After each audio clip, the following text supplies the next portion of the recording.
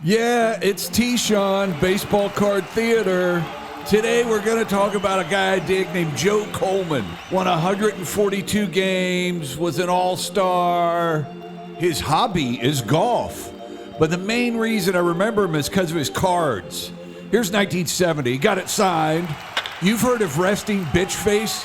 Joe has resting, hey, did someone shit in their pants face? That's what Joe has, that's why I remember his cards. Another guy who had that look was Ron Pache, always, hey man, what is that? Another reason I like Joe Coleman was because he was a Washington Senator, and that team just disappeared into the ether when I was a kid. Here's my favorite Joe Coleman card. It's a 1981. He's a coach for Spokane Indians. He's got his red man he's digging in. A lot of his baseball cards, he had a big chaw in his mouth. Here's one from the Tigers. Messed up hair. And it's cool that he's got Redman in his card because his dad was on a card that was put out by Redman in 1955.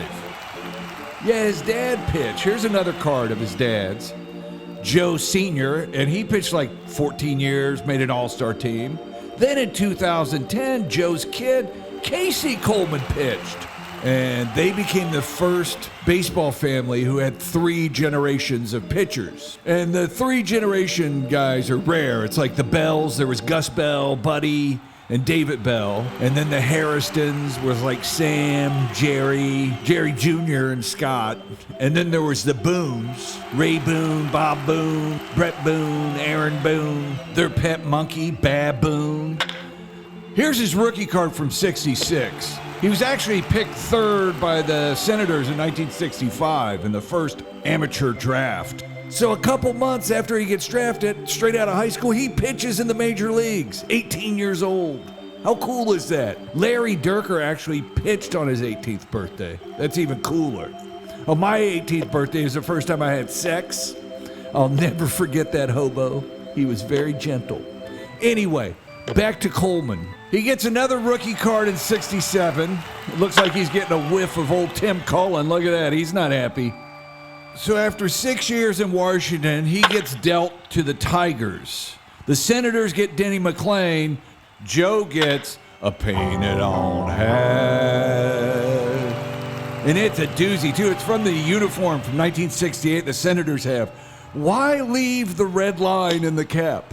Don't get me wrong, I love it. Just don't understand why they do it. So Detroit starts off bad. At the end of spring training, he gets knocked out by a line drive by Ted Simmons. Misses April and May, but then bounces back and wins 20 games. What a badass. He's also, in '71, one of the strikeout leaders. 236 Ks.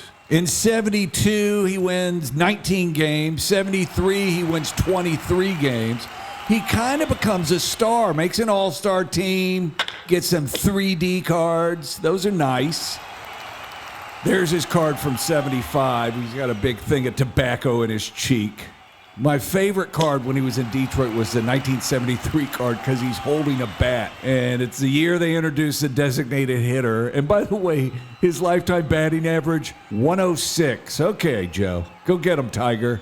His last 6 years in the league, he plays for 5 different teams. So if you play the Immaculate Grid on Baseball Reference, he's a good guy to know. Played for the Cubs, the A's, Toronto, played for the Giants. I don't have a card for him. And then he ended with Pittsburgh.